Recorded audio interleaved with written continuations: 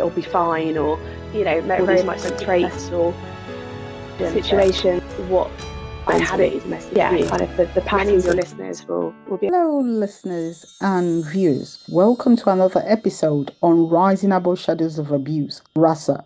When did you first recognize that what you were experiencing was abuse and not just difficult relationship issues? Yeah, it's a really interesting question, and I know many of your listeners will be able to relate to this, because for me it wasn't really until I was out of the relationship that I started really understanding just how bad it was, because it was so easy for me kind of disregard the behaviour as, oh, it's just this, or it's just that, or oh, it'll be fine, or very much a sticky plaster situation. And going through my own training and my own recovery journey, working at a domestic abuse charity, and then offering the support and rehabilitation programs where you understand all these different characteristics and all these different traits or situations, and then speaking with a community of people that have been through similar things and kind of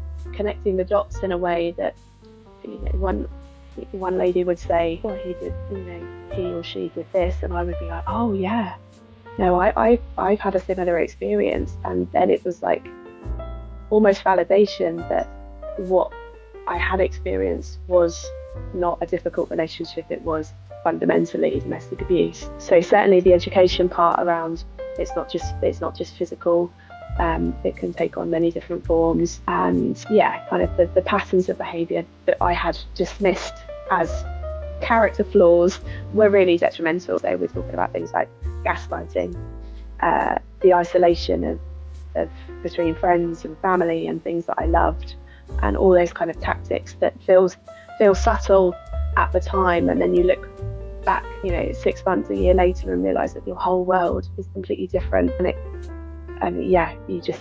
it feels like it's changed overnight, but it's gradual. It's always gradual. So I think, to answer your question, I didn't recognise it until I was out of the relationship, but looking back now, I can see that the signs of abuse were there from the day I met. Yeah. Thank you for sharing. So I do understand where you're coming from. Sometimes gaslighting, then you begin to wonder, am I okay, or did I forget? And it could also escalate to name calling or shaming. So I don't know whether you experienced that, but yeah, for sure.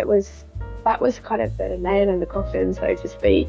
The name calling happened, or when our son Luca was born. He was only 6 weeks old, and at that point, I'm very vulnerable. I'm a mother who's gone through a traumatic C-section experience, and then I was being called, I don't know if I can swear on the podcast, but I was being called lots of derogatory names referencing the way that I dance. And because dance and movement has been such an integral part of my life, I'm talking, I danced and moved before I could talk. I've been in ballet classes since I was 3 years old. So to then have someone, it was more than you dance, it meant more to me than you dance in a certain way. It was almost an attack of who I am in my core, because dance and who I am are one of the same thing. They're all part of me. And it was at that point I felt really threatened by the behaviour, and also really protective of the little newborn that I had in my arms, and knowing that we had to get out. Like, this was not going to get better. So I have experienced that too.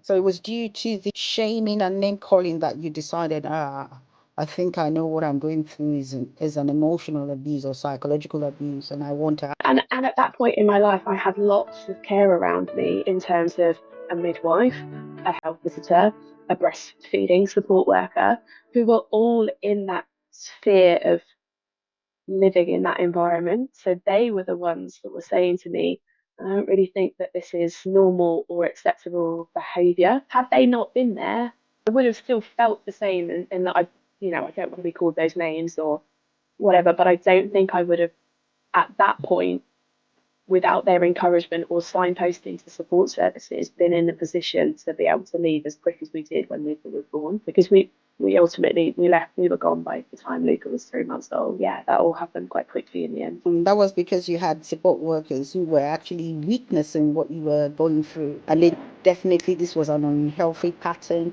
an unhealthy environment to bring up a young baby. Yeah, correct, yeah. Thank you.